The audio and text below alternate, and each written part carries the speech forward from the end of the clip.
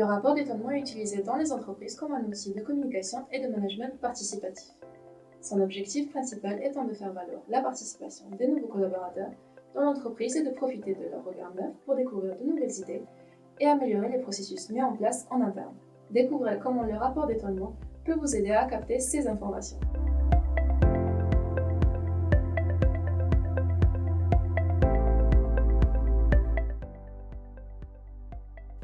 Le rapport d'étonnement, aussi appelé note d'observation critique, est un outil stratégique de management des ressources humaines.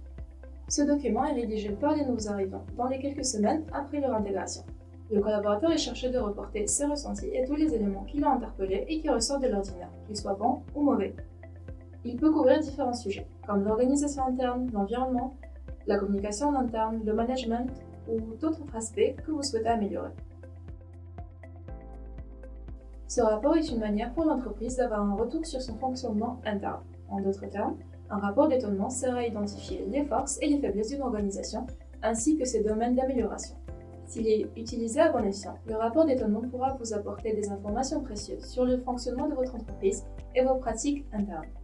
En effet, avec le rapport du collaborateur, vous pouvez faire un état des lieux, des processus que vous utilisez pour le recrutement ou l'onboarding par exemple. C'est un excellent moyen pour rester à jour et corriger ce qui ne va pas.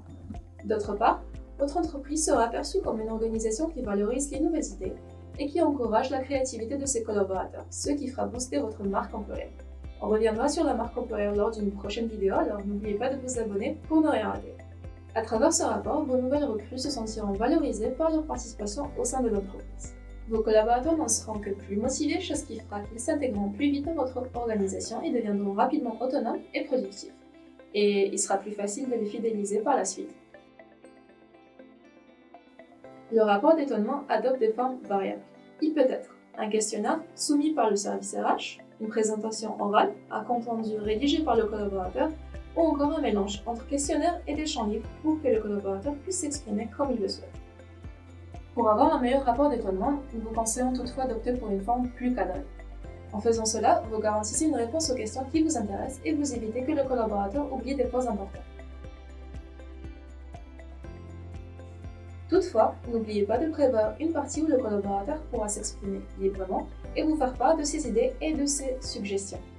Idéalement, vous devez informer le nouveau collaborateur qu'il devra remettre un rapport d'étonnement dès son arrivée. Le délai que vous devez lui donner pour rendre son rapport devra être de 3 mois au maximum. Cette période lui donnera le temps suffisant pour découvrir l'entreprise et poser ses questions et surtout se familiariser avec son activité. Toutefois, faites attention à ne pas trop éloigner la date limite du rendu. Sinon, le collaborateur sera déjà familier avec les habitudes de l'entreprise et il n'y aura pas d'étonnement. Abonnez-vous à notre chaîne YouTube et laissez-nous un pouce bleu si vous avez aimé cette vidéo. Et surtout, laissez un commentaire si vous avez été étonné par le rapport d'étonnement.